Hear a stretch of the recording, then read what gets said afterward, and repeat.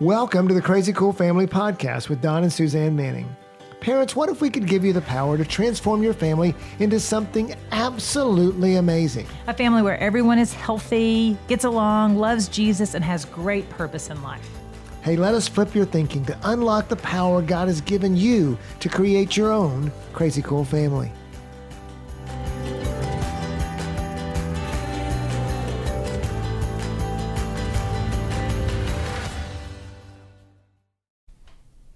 Hello and welcome to the Crazy Cool Family Podcast with Don and Suzanne Manning. And we have a special guest. You feel special? I don't know. We have our oldest son, Michael, who is the grand age of 21 years old. He's our current college student. Yes, he's a junior at the University of Arkansas. And he's about to leave soon. And what do I say every time I see you and you're about to leave? Sing it. I'm not about to sing it on this podcast. Sing it. It's, you're going to miss this. You're going to want this back every time. And then my eyes fill up with tears. So we have been talking really this month about transitions and helping with, we're in August, and so August is the month of transitions when we go from summer into school, and we're getting you prepared with your kids. And so we talk a lot in Crazy Cool Family about they're going to leave someday. Yeah. They're gonna walk out of the house. You're going to miss it. Yeah. You're going to want it back. And what are you doing to get your kid prepared, to get them self-sufficient, to get them ready for that college? Do they love Jesus? Are they independent? Can they do things on their own? Can they do their laundry? Are they going to bring it all home at the semester break? Yeah. And so, yes, yes is the answer. So we just thought we'd get on with Michael and just ask him some questions. He's our most recent one that has transitioned to college. And so we're just going to talk for a little bit about. Yeah. So Michael, just what do these parents need to know about getting their kids ready for college? What is that? I mean, I don't know. Let's start with education. When you went to college versus high school, and Michael's a little different because he did 2 years of community college, his junior and senior year of high school. He eased into that college experience. But what brilliant. About your education, and was there anything that really surprised you or your friends when they came to college? Yeah, definitely. I think, first of all, the transition from high school to college is just not natural at all. What does that mean? It's completely, it's almost like a culture shock. You go from high school where your pretty much entire schedule is built out for you. You're like a bell is what takes you from place to place, to college where like you have a class a day. I mean, you have a couple classes a day. You get to sleep in. You've got online classes now. Definitely, yeah. Your entire schedule is flipped upside down, and the ample amount of free time that you have can be overwhelming. And you're also like, oh, I have a life. Like, oh, wait a second, I can come home and do something. Because a lot of kids in high school have gone from being really busy with sports or extracurricular 8 hours activities, a day school, then football, and having to study, and all of a sudden they're just like, how would you say parents prepare their college student for that? Yeah, I think that there's a lot of things growing up that I remember as I kind of went into that early, like y'all were saying. Really, my junior year of high school is whenever I started seeing that freedom. My schedule opened up a lot more. I started working. I was like, there's no way that I'm going to sit here on my hands and do that. But I think there's a lot of disciplines, and there's a lot of where the parents can come in and challenge the student, can challenge the kid to really not waste time. I was just even reading in Ephesians 5 that the days are evil, and to sit there and to waste the days is always kind of sometimes you need that push and that accountability to not waste days, maybe on Netflix or video games or whatever, which I've wasted my fair share of days on all that. And there comes a point, usually in that college season, where that starts to click for people, where you're like, okay, this is not worth my time to be sitting here on Netflix all day, every day, or sitting here playing video games all day, every day. And so that tends to happen in college, and if parents can encourage that, or maybe even encourage that to happen a little quicker, I think that is always a helpful thing. That I was like, oh yeah, I don't really love the time that I've spent playing Xbox all throughout high school. And even some of my friends are incredible at guitar, are incredible at piano. And That's like that's good. like the skill that they did over high school, which I think is an incredible skill that they learned and they practice that they can take into college into like this next season.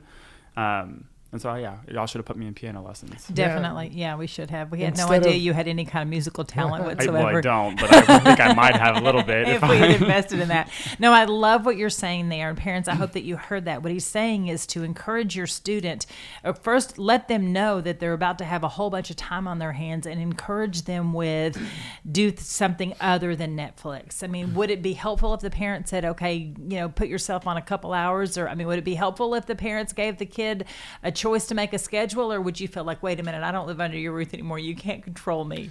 Yeah, that's what I mean. It was so mind blowing walking into the first season of college. New place. I was in a new state, new everything. In a dorm room. With a roommate. In a dorm room, yeah. Yeah. And as you're meeting people, the first question that you usually ask is like, okay, what'd you do in high school? Like that's like a pretty common question. And I don't know, you just kind of you're like starting over from the very beginning, and you like really reflect, okay, am I proud of what I did in high school? Like, did I spend my time wisely enough to like share it with a new person? Wow. And I think that was a cool question where I had some things that I was pretty proud of, but other things I was like, oh man, like that person spent his time XYZ. That first person spent that one's really cool. And I think that there could have been maybe some areas of my life where I think I would have now have welcomed that, like, hey, Michael, let's do piano lessons, or hey, Michael, let's like whatever, XYZ, whatever that could have been. Good. Obviously, that's hindsight's 2020. That's looking at it, but like that's how my parents, all their friends started. They're like, yeah, my parents just got me into this, or they made me go to piano lessons. We keep using that example, but I was like, oh, that's a really, really cool, interesting skill discipline to have now that probably wasn't prompted by their kid. What about the freedom to go to different activities in college? I mean, like social events, things like that, that all of a sudden their mom and dad, or you're in a different state.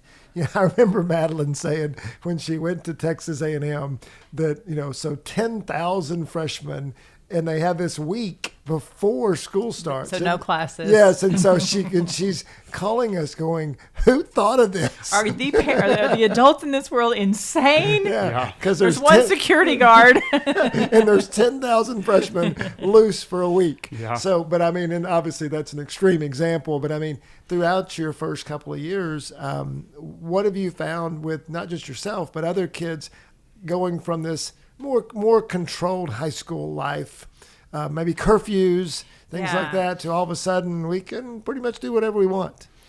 Yeah, I think that from my closest friends that I've had, just because we've even talked about this on the podcast, we didn't have very many strict rules, right? No tattoos, no piercings is the rules that we have, but we didn't necessarily have like Amen to that. we didn't really necessarily have like a curfew or like be home by this certain time in our household. And so going to college, it was like my friends that did have those strict rules and those strict I don't even say strict is not the right word, but their parents were Like very parameters just or boundaries. yeah, very, very like maybe more extreme than what we had.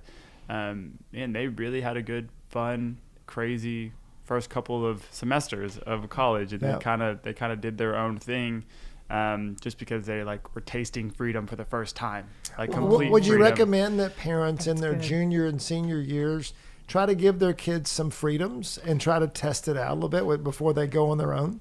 Yeah, I think in my mind, I felt like I in high school could test out a lot more freedoms, and it was because I could come back to my parents who knew a lot more about the freedoms that I was testing out, whether that be alcohol or that be a relationship or something like that. Mm-hmm. Versus like in college, as your parent, as your kid, as the student goes out, he's not coming back to your parents. He's coming back to his dorm room with his other buddy who's just as wise as he is. Or not. Which is not wise at all. I mean. And so I think that there's an easing of freedom that came about. And I mean, it wasn't the freedoms that we had, I earned. Like I wasn't Exactly. It's a good point. freshman year, 8th grade year, I didn't necessarily have the freedoms that I had, and it like gradually, but I think it's a lot easier to ease those freedoms into it versus just like freshman semester comes around, fall semester, and this kid is like, I get to do whatever I want now. Yeah, that's good. I love that. And I love the wisdom of that. Did you hear that, parents? It's like, understand that you're about to hand over the reins to your child when they leave the home at 18. What can you do beforehand to make that not be such a culture shock so that they don't feel like that I'm finally free, you know, give them some of those freedoms. I like that. You know, what's the kid feeling like? What were your feelings as you prepared to leave home? I mean, so you got a lot of parents that got kids in junior and senior, and it's all about, oh, you got to make your grades, and you got to, you know, what college are you going to, what's your major, you know, decide what you're going to do in life when you're 16 years old. What were you feeling? And also think about friends too. What are they feeling in that junior and senior year? How can a parent talk to their kid about what they're feeling during that season? Yeah, it's nerve-wracking. It's And every adult asks you, right? Every adult asks you, what's your major? What are you going to do with the rest of your life? Oh yeah, I mean that's like the typical conversation in the very beginning. I started telling people something just absolutely obscure because I was like, I'm so sick of this conversation going nowhere. Like, I'm studying marine biology and space. And they're like, what? And I'm like, I just don't want to say marketing or management again. Like, but just to see how they'd react. Yeah, and they'll be like, oh wow, that's amazing. Yeah, it just goes right over their head because they're just so brain. Yeah. Yeah, no, it's nerve-wracking. I think that there's it's challenging in the sense of they're by themselves in a lot of ways, but it's also really, really good for them it was for me to figure it out. Like, drop the kid off in the deep end, like, here you go, like, let's go make friends. Like, yeah. Which is not something I necessarily like love to do. I'm not the one to go out and be like, look at me, like, hi, whatever. If I have to, I will, but it's not like my first instinct, especially in a new place, a new town, a new dorm. Like, that's intimidating. And it's helpful to go in with a buddy. It's helpful to go in with a friend or something. And freshman year, you lean on that roommate a lot. You lean on that person that you know a lot, and that's pretty normal. And then kind of as people get their groove and get their footing and their friends, you expand out. But it takes time. But what about when you're in that junior and senior year of high school? Are you anxious during that time? How does a parent talk to their kid in that junior and senior year to help them in that transition, or what they're dealing with as they've got to make their grades, they got to get their SAT scores, they got to do all the things to get into as they're preparing them, or just talking to them? I mean, what's that junior and senior going through? Yeah, it's not that big of a deal. Really? Well, it's just, I think that in high school, that's all you can see. That's the biggest thing in your life at the moment. And you get into that college, or you get past that, and you never think about the SAT ever again. Yeah. And you never think about your high school grades or whatever that looked like. Like, whenever, one of the most heartbreaking moments in college is I was sitting in my supply chain management class, and she asked us to like send in your resume for extra credit. And I'm sitting there as a freshman in that class, and she says, oh, you can't add anything from high school. Like, all that stuff, erase it. It's irrelevant. You can't use it. And I was like, I've spent so much time building up my high school resume, and like, my heart and soul went into that, and was so proud of all these things. And to get to college and be like, no one's going to look at your high school anything. It's going to be one line. Cares. Yeah. Exactly. I went Did to you graduate? Like, that's what they're going to look at. And so that was like pretty saddening. And then also at the same time, I'm like, okay, it's not that big of a deal, but you can't necessarily say that to the junior and senior right now. But on the other side of it, it's a lot better. Well, and it is helpful to say that to your kid as they're stressing out and they're freaking out. But I mean, I just wanted to step in and answer the question, because we actually have a senior this year, Maddox. And one of the things that we're going to do is get our feet on different college campuses so that he can experience that, so he can see that. And so that is one of the things too, to alleviate some of that anxiety and that stress. When did you decide to go to the University of Arkansas? Did you? Like April. before I went that next August. I didn't even see the campus. And you didn't even see the campus. You just, well, But you had people there. well, you had a purpose too. I had some people there, and it was pretty logical decision in my mind. I was like, "That's a good business school. It's a little farther away from home. It's beautiful. It's north, Deal. in cold weather. I got some good scholarships, and I was like, it's college. Like, I'll figure it out." Yeah. So one of the things I was going to ask you, Michael, and you've said this to us several times, is that we didn't prepare you for the things of this world. Like that there were things that happened in college or that you were exposed to that because we had kept you in a bubble and we had kept you innocent. What is it that you could tell parents to maybe help their children transition well into that next season, while once again, I mean, obviously we want to protect innocence, but we also don't want you to go out there and get eaten by the big bad wolves. Yeah. I think I'm still thinking through and wrestling with that question because I think there's a balance, and it's really hard. And I think each person can be different with where that balance is. But yeah, it was pretty eye-opening and shocking as I walked into my freshman dorm, and it was pretty common to be offered to smoke weed or to like not go into this guy's room because he's having sex with his girlfriend, or just like you kind of name it, which I always knew was happening, but it wasn't happening around me. And so I was just like, yeah, I've heard about that stuff, but like that's really just like probably people a little older are doing that or whatever, and realized that, man, I went to college as the older person. I was like 18 or 19, and some of the people in college are young. I knew a girl that was 16, and just to like, that was just really eye-opening and shocking. That was the norm of their lives. Yeah, like that's like the guys are high-fiving about whatever. Like, wow. Like that's like, and they're not ashamed of it at all. They're not like, it's pretty like braggadocious for them to walk out there and be like, I just did whatever. Right. Like I just smoked weed, and that was, and I was just like so unaware that is how the majority of the world functions and lives. Like we are in, not the majority, a lot of the times. And so I think that was, eye-opening, but it was necessary because I also knew what I believed, and I knew like good. The innocence growing up was super helpful, because whenever that did get offered to me, I was like, man, that's not the best. And I know that's not the best. By the fruit of your life and the fruit of my life are just completely different. So That's so good. So I want to hit on the point really quick. How did you know what you believe, and how do we help our parents help their kids solidify what they believe as they go into that next season? Because that starts in the third grade, in kindergarten, in sixth, that starts then. So how did you, I love it that you said that. I think even essentially kind of that question is,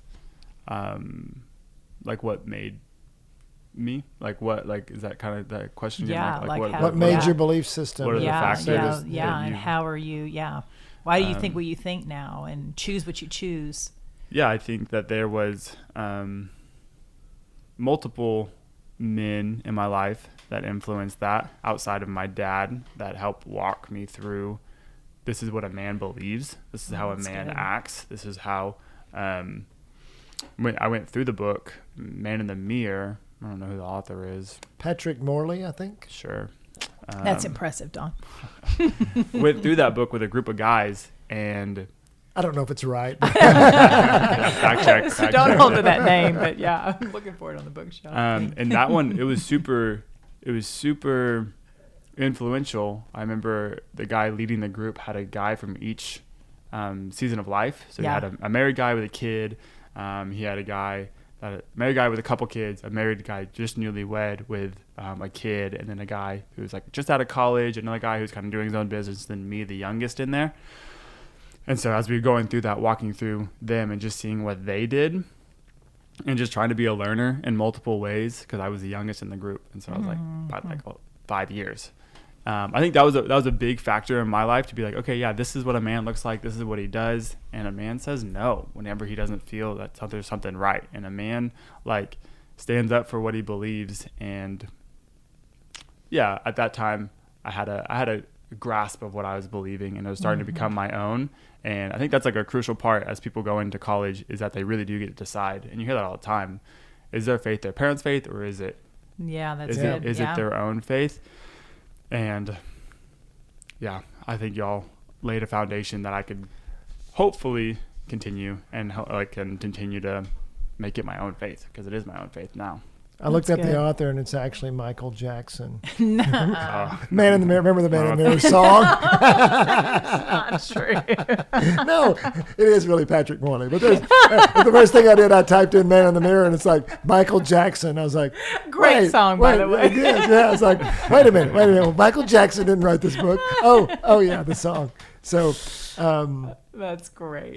so practical things parents can do to help make the transition smooth for their kids, either in high school or as they're preparing to go. Yeah, I think every kid's different for sure. I think something y'all did is, I don't think I even called y'all or talked to y'all till like 2 months, 3 months in. Yeah. It felt like it was a long time. I remember the first phone call I made back was, I was like walking back to my dorm, and I was like, oh man, it's like the start of October. I haven't talked to my mom. I haven't talked to my mom in a long time. And so, like, I'll tell you all this right now. It's not because we were like, no, I don't want to talk to my mom, or no, I don't want to talk to my parents. There's just so much going on in our heads and in our mind that's not my first resort, was to call my parents. And so don't be offended. Don't be offended by, your kid. There's just like so much going on, but y'all gave me a lot of space in the very beginning for me to like kind of figure it out, which was helpful. But the kid I was so excited and so nervous at the same time, and just not really sure what to do with it, except for just to go and do it, and to kind of put your head down and figure it out.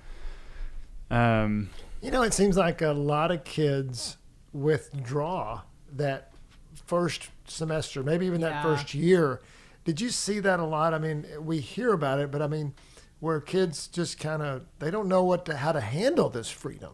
Well, and it's like cutting the Umbilical cord? Yeah, that, from parents, it's like, it's almost easier to go cold turkey than to hear mom and dad. I know with the girls that there would be tears, Michael never called and cried, Mom.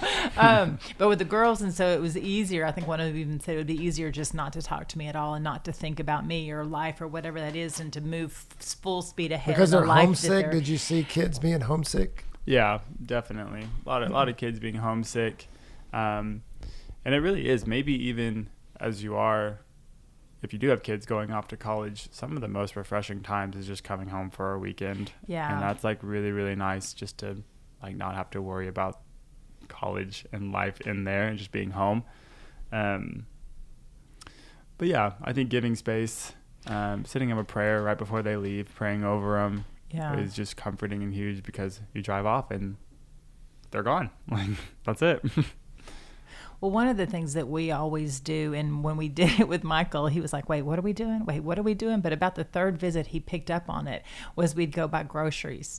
Definitely. And so before we dropped anybody off at school, I mean, especially with the girls, they had to have the comforter, and they had to have the pillow, and they had to have the chair. And we had gone to Walmart with Michael, and I was like, we need this and we need this. And I was just wanting to get his nest built, and he thought I was a freak. He was I was like, can we get bread and peanut butter? That's what I actually need. He's like, I don't want that, Mom. I don't need that, Mom. You need a trash can for your room.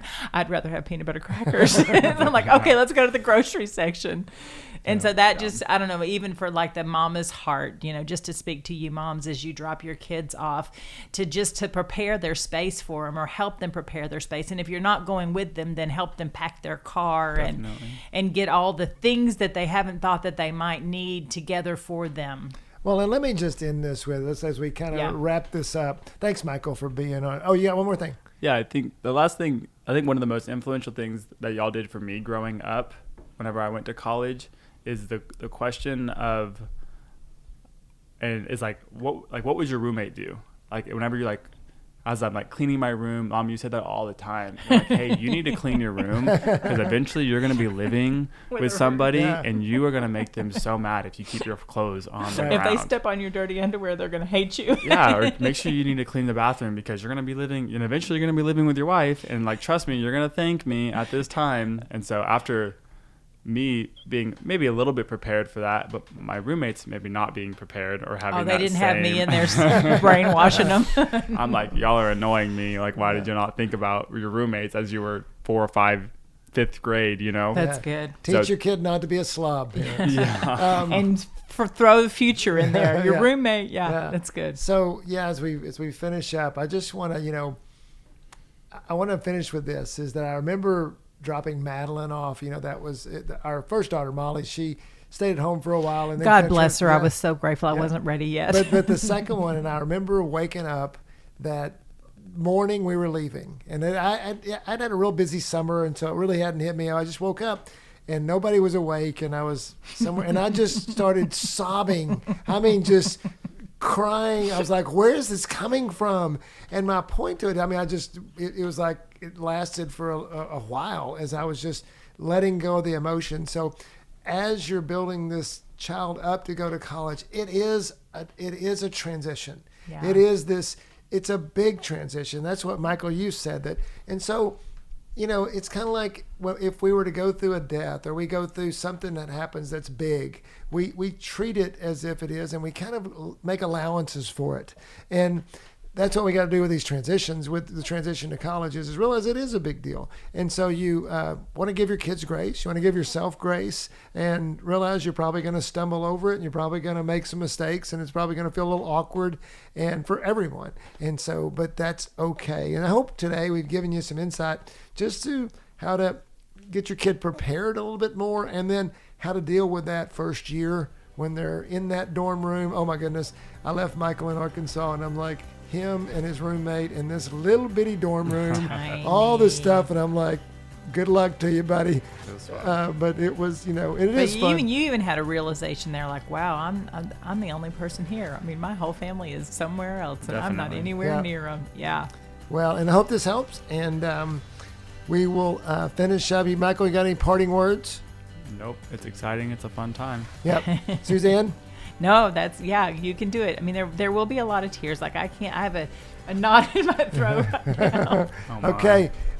In the podcast. So, go listen to The Man in the Mirror by Michael Jackson. No, just kidding. Great song. Man in the Mirror by Patrick Morley was a book Michael was talking about. It helped him learn how to be a man. Unless it's a woman. Is there a woman in the mirror, right. too? Well, I don't know. So let's end this. We're stumbling right now. Yeah, the end. Go be crazy, parents. CrazyCoolFamily.com.